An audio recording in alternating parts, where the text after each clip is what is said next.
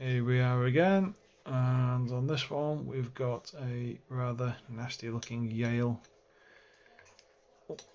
EHA1 padlock. No key with this. So let's see if I can get into the fella. Right. Let's try and keep this away. See how we get on.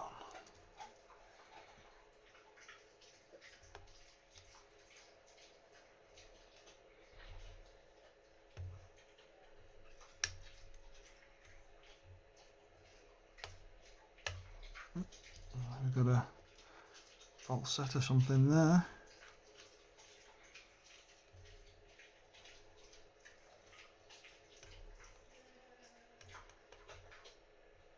There we go. Some counter rotation. Oh, there we go. That wasn't too difficult, was it really? So there we go. Yale EH.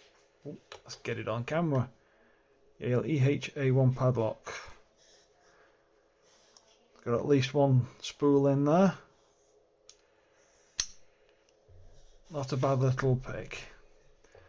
Thank you very much.